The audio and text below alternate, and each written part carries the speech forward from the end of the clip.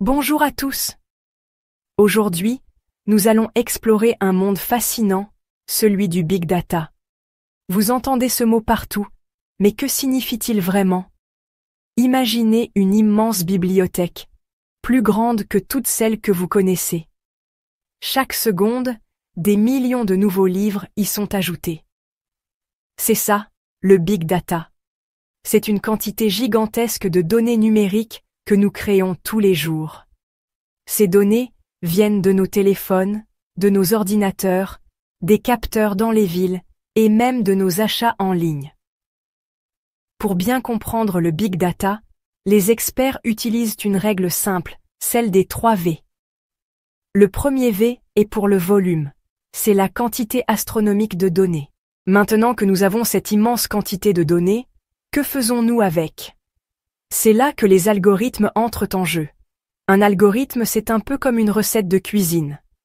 Dans le cas du Big Data, la tâche est de transformer ce chaos de données brutes en informations claires et utiles.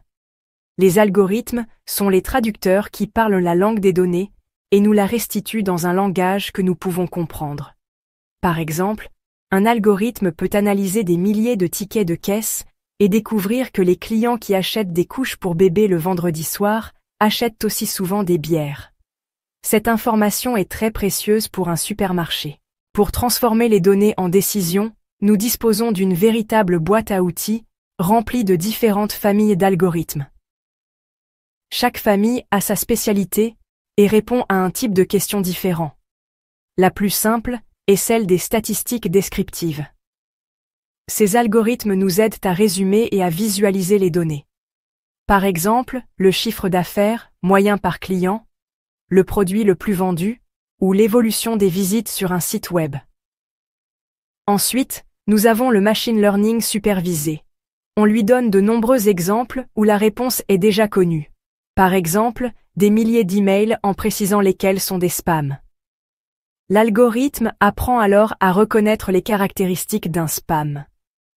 Une autre grande famille est le machine learning non supervisé. C'est comme lui donner une boîte de Lego en vrac et lui demander de trier les briques par couleur et par forme sans lui avoir montré de modèle.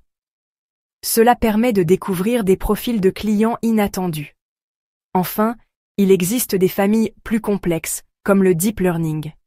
C'est particulièrement efficace pour des tâches complexes comme la reconnaissance d'images, la traduction automatique ou la conduite de voitures autonomes.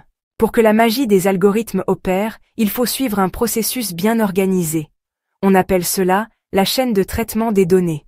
C'est un parcours en plusieurs étapes qui transforme une donnée brute en une action concrète et utile. La toute première étape est la collecte. Il s'agit de rassembler les données, les clics sur un site web, les capteurs d'une usine, les transactions en magasin, les publications sur les réseaux sociaux.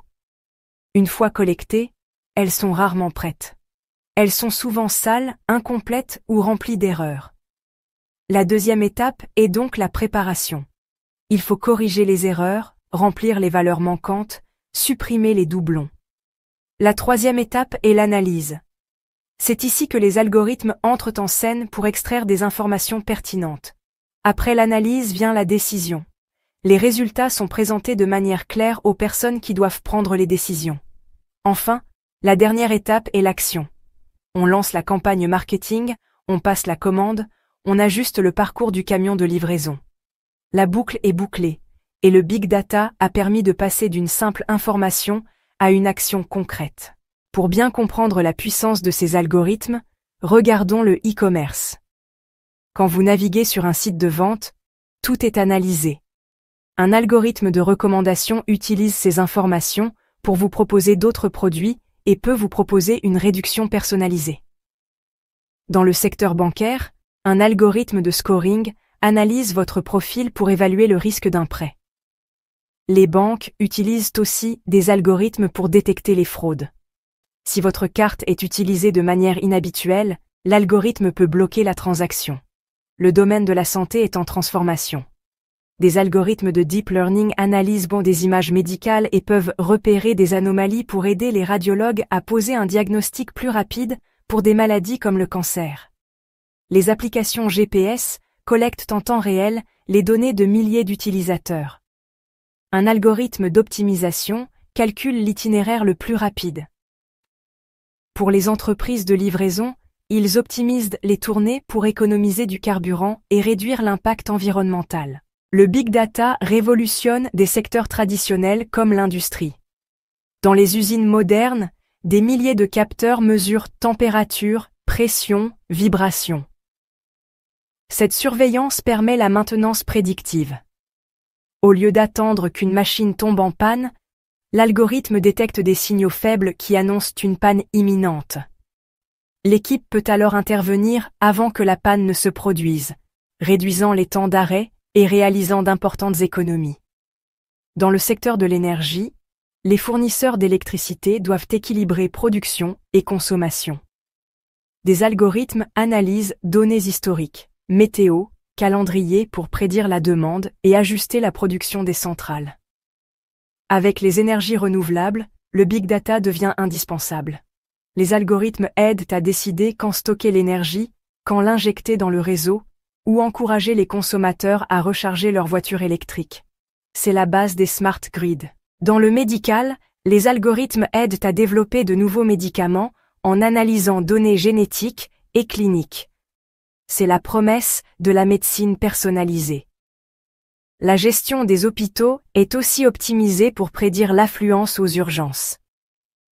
Dans les transports, les sociétés de transport en commun analysent la fréquentation pour adapter l'offre. Elles peuvent ajouter des bus aux heures de pointe, modifier des trajets ou créer de nouvelles lignes pour proposer un service plus attractif. L'étape suivante, c'est les véhicules autonomes. Une voiture autonome est un centre de big data sur roues avec dizaines de capteurs. Des algorithmes de deep learning analysent ces données en temps réel pour voir et comprendre l'environnement et prendre les bonnes décisions. Utiliser le big data ne se résume pas à acheter des ordinateurs puissants. Plusieurs conditions doivent être réunies. Le premier facteur est la qualité des données. Un algorithme ne pourra jamais compenser des données de mauvaise qualité. Le deuxième facteur est le choix du bon algorithme. Une autre étape cruciale est l'explication des modèles. Dans des domaines sensibles comme la banque, il faut pouvoir expliquer pourquoi une décision a été prise. Il faut une intégration métier complète avec collaboration entre équipes techniques et métiers.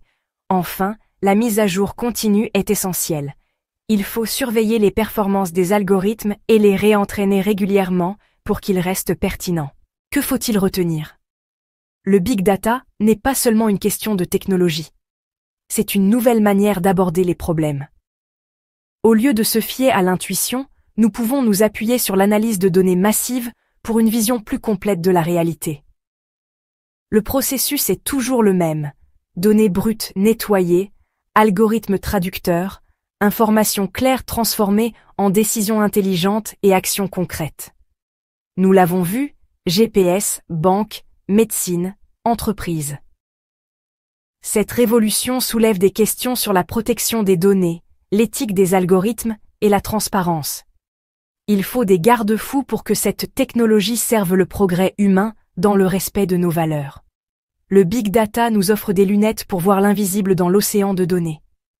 C'est un outil formidable qui peut améliorer notre quotidien, optimiser nos industries et nous aider à relever les grands défis de demain. Le voyage ne fait que commencer et il promet d'être passionnant. J'espère que cette exploration vous a éclairé. À bientôt pour de nouvelles découvertes.